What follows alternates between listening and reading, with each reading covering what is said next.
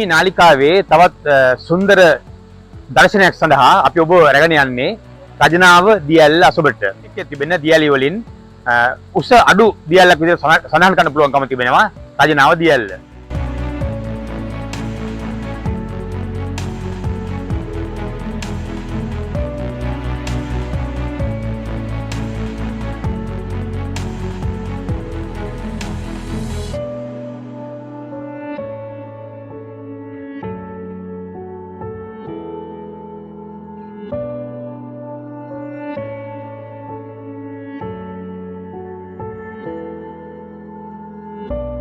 රත්නපුර නගරයේ ඉඳලා කිලෝමීටර් 7ක් පමණ දුරින් තමයි මේ දියැල්ල පිහිටා තිබෙන්නේ.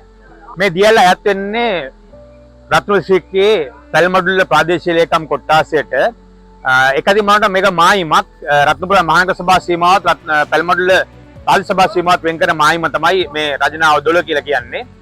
රජනාව ඇල්ල පිළිබඳව ජනප්‍රවාදයේ විවිධ කතා තිබෙනවා. වලගම්බා රජුරෝ මේ ප්‍රදේශයේ ඉන්න කාලෙදී විශ්ව සමග මෙම ඇල්ලට නාන්ඩාව කියලා කතාවක් තිබෙනවා.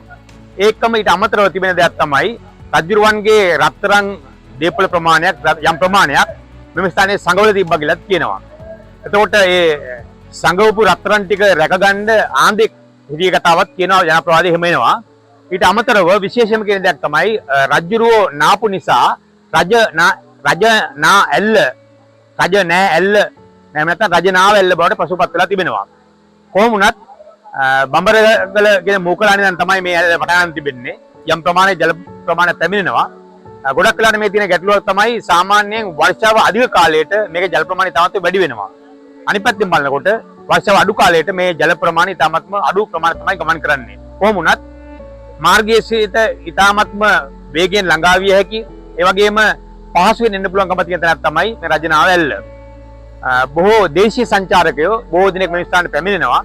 ඒ වගේම මෙම ස්ථානේ බොහෝ සුන්දර තැනක් විදිහට පාවිච්චි කරනවා. ඒ වගේම දියනෑමට ඊටා පහසු තැනක් අවදානම් අඩු තැනක් විදිහට තමයි සැලකන්නේ රජනාව දියැල්ල. රත්නපුර දිස්ත්‍රික්කය කියලා කියන්නේ දියැලි ගණනාවක් තියෙන දිස්ත්‍රික්කයක්. ලංකාවේ වැඩිම දියැලි තිබෙන රත්නපුරේ. එතකොට මේ දියැල්ලත් ඒ හා සමාන සුන්දර දියැල්ලක්. මෙම දියැල්ල ආරම්භ වෙන්නේ බමරගල කියන මූකලාන ප්‍රදේශයෙන් ආරම්භ වෙලා තමයි ගලාගෙන බසින්නේ.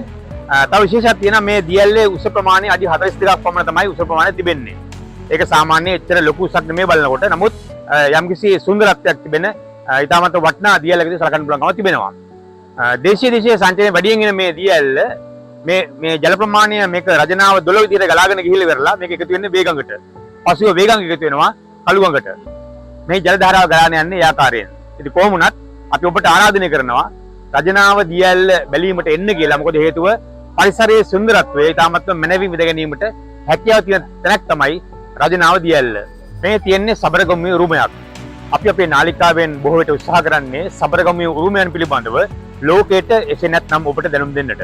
ඉතින් තවත් දිනක තවත් සුන්දර ඊටමත්ම අලංකාර දියැල්ලක් හෝ පරිසර සුන්දරත්වයේ සමග අපි නැවත හමු වෙන තෙක් ඔබට සුබ දවසක් ප්‍රාර්ථනා කරනවා. ආයුබෝවන් ඔබ සියලුම.